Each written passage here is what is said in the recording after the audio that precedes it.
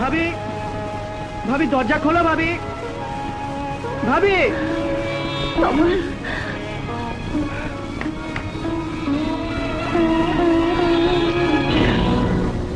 ভাবি দরজা খোলো, ভাবি দরজা খোলো, দরজা খোলো ভাবি।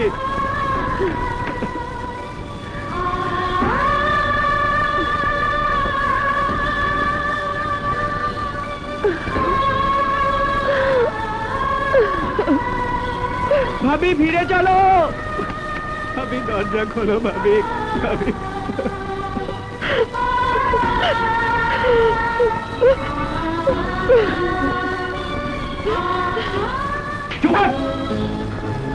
বাবা, তুই জানিস কোন বাবাকে তার মেয়ের ঘর ছাড়ার কথা বললে তার কেমন হয়?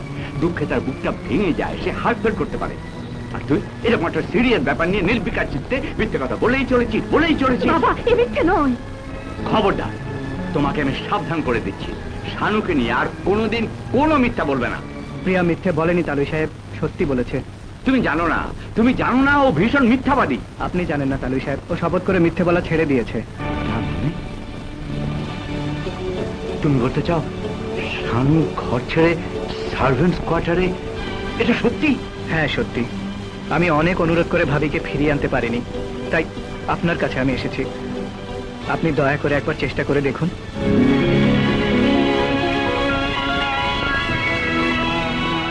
বাবা,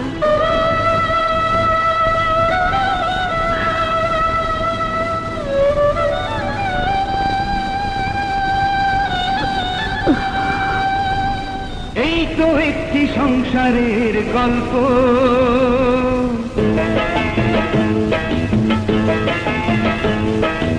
এই তো একটি সংসারের গল্প, এখানে সুখের আশায় দুঃখের চাকা ঘুরছে অবিরত। সুখ যেন মরীচিকার মতো,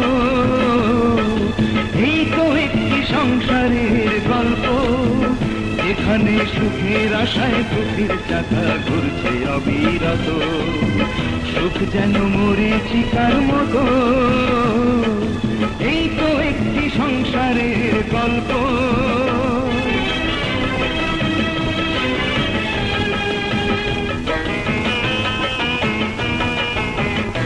মিলিয়ে আমি নতুন ব্যবসায় নামতে চাই এবং তোমাকে আমার অংশীদার করে নিতে চাই। It's my offer to you, no question of sympathy. তুমি অফার গ্রহণ করলে আমি খুশি হব। I accept your offer. Thank you sir. আমি গোসল করছি। জানো, আমি একটা কাজ পেয়েছি। কি কাজ? নামকরা একজন ব্যবসায়ী আমাকে তার অংশীদার করে নিয়েছে।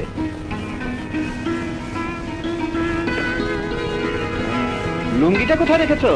লুঙ্গিটা ধুয়ে দিয়েছি, তুমি আলমারি থেকে আরেকটা লুঙ্গি বের করে নাও। আচ্ছা আচ্ছা। লোকটার নাম শমশের খান, খুব ভালো লোক। ভাগ্য যদি বিট্রে না করে তবে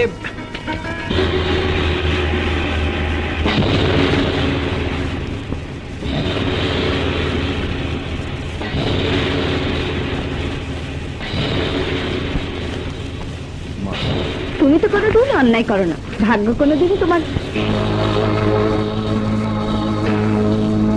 জন্ম নিয়ন্ত্রণের মায়াবড়ি এখানে কোত্থেকে এলো? স্বামীর কাছে মিথ্যে বলা কিন্তু মহাপাপ। এই বড়ি কে খায়? আমি। অন্যায় না করলেও ভাগ্য বিট্রে করে শানু। যেমন কোনো অন্যায় বা দোষ না থাকলেও আমি সন্তানের পিতা হতে পারিনি।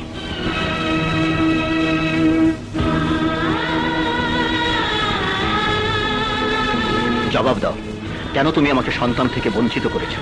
বলো বলো শানু। আর আমি ভেবেছিলাম আল্লাহ বুঝি আমাকে সন্তান দেয়নি। বলো, কেন সন্তান থেকে তুমি আমাকে বঞ্চিত করেছো? বাবা মৃত্যুর সময় আমাকে বলেছিলেন কমাল আর কান্তাকে সন্তান স্নেহে মানুষ করতে। করেছি। সন্তানের চেয়ে বেশি স্নেহ মমতা দিয়ে ওদের আমরা মানুষ করেছি। হ্যাঁ করেছি, আমাদের সন্তান হয়নি বলেই করতে পেরেছি। সন্তানের স্নেহ মমতা ওদের দেওয়ার জন্যই আমি সন্তান নিতে চাইনি। শানু, তোমায় বললে তুমি রাজি হতে না, তাই আমি লুকিয়ে জন্ম নিয়ন্ত্রণের বড়ি খেতাম, যাতে আমার কোনোদিন সন্তান না হয়, যাতে ওদের প্রতি আমার স্নেহ মমতার কোনো অভাব না হয়। বাহ শানু বাহ, নারীর সবচেয়ে বড় অলংকার তার মাতৃত্ব। তুমি সেই মাতৃত্বকে কবর দিয়েছ, তার বদলে তোমাকে আখ্যায়িত করা হয়েছে বন্ধা হিসাবে। শানু, বাবা তোমাকে সন্তান নিতে নিষেধ করেনি, ওদেরকে সন্তান স্নেহে মানুষ করতে বলেছে, ওরা মানুষ হয়েছে। এবার আমাদের সন্তান চাই শানু। না না, ওসব কথা বলো না। কেন বলবো না? আমার পিতা হবার অধিকার আছে। আমি আমি সন্তানের মুখে বাবা ডাক শুনতে চাই। কি করছো? আজ আমাকে কেউ পিতা হবার অধিকার থেকে বিরত রাখতে পারবে না।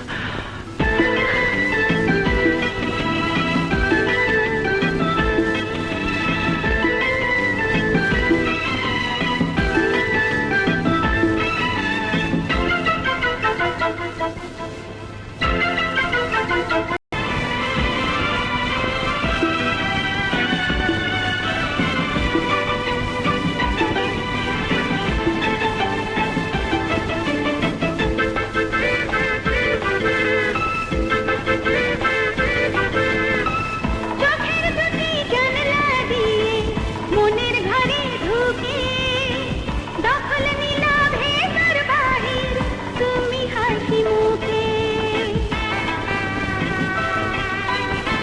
যেদিন থেকে বসত করো তুমি আমার বুকে, নতুন একটা ভুবন পেলাম আমি সেদিন থেকে।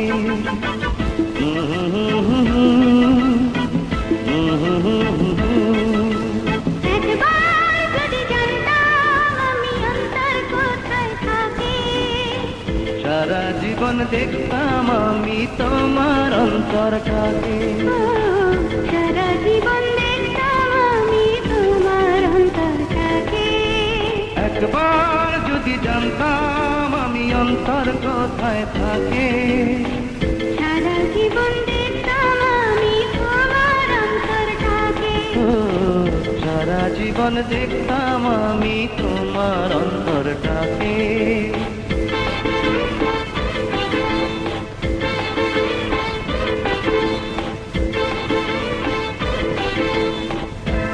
কি বললে?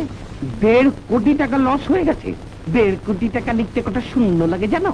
জি স্যার, এই সবই আপনার ভুল সিদ্ধান্তের জন্য। হুম? আমরা বারবার আপনাকে বলেছি চুক্তি অনুযায়ী ম্যাটেরিয়াল পাঠাতে, আপনি সব ভেজাল মিশিয়ে পাঠিয়েছেন। পুরো লট ওরা বাতিল করে দিয়েছে। চুপ বেটা, আমার থেকে বেশি বোঝো তুমি। এটা লস হয়েছে তো কি হয়েছে? পিডব্লিউডির কাছে 80 লক্ষ টাকার বিল আছে, ওটা নিয়ে আয় যা। ওই বিলও আটকা পড়ে গেছে। আহ! এ বিলও আটকা পড়ে গেছে কেন? আপনি ওদের কনস্ট্রাকশনে ভেজাল মিশিয়েছেন, সব ধরা পড়ে গেছে। ভেজাল তো সবাই মেশায়, আমিও বেশি। ঘুষ দাওনি কেন? ঘুষ দিয়েছিলাম, কোনো কাজ হয়নি, তাই এই বিল কোনো দিনই পাবেন না। গুল্লি মানে আমি এই ব্যবসা, যে ব্যবসা আমি বুঝি না সে ব্যবসা আমি করি না, তাই এই ব্যবসা বেচে দিয়ে আমি জমির ব্যবসা করবো। শালা কুফা ম্যানেজার।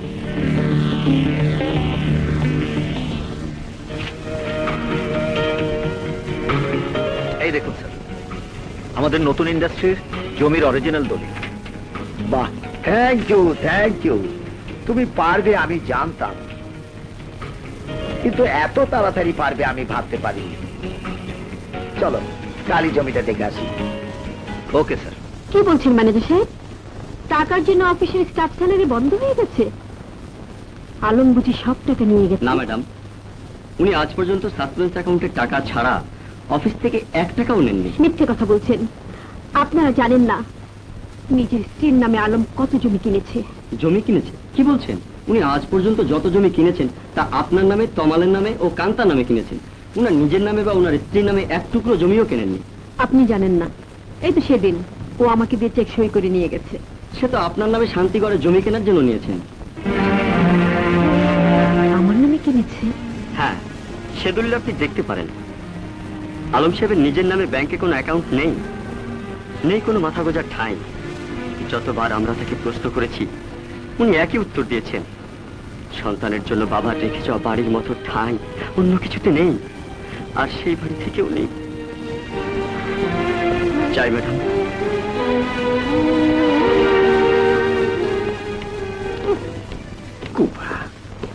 এই যে বোন, এবার জয়দেবপুরে তোর নামে 10 বিঘা জমি কিনেছি।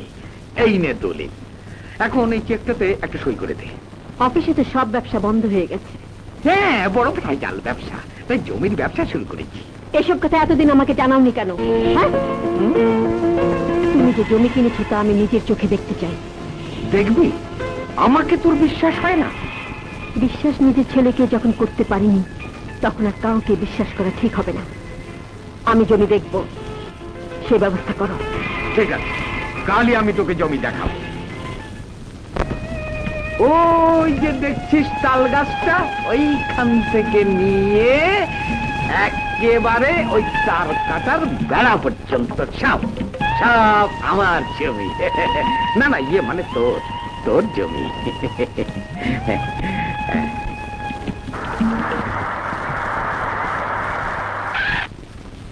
হ্যাঁ, সালাম আলাইকুম। ওয়ালাইকুম আসসালাম। আপনি এখানে? জমি দেখতে এলাম। ও, জমি দেখতে এসেছেন? কোন দিকে জমি কিনেছেন আপনি?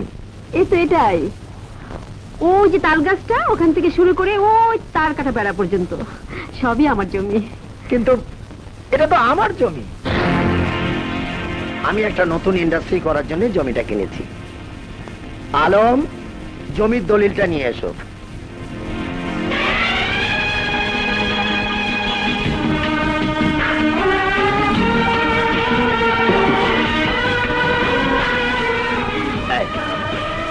এই যে।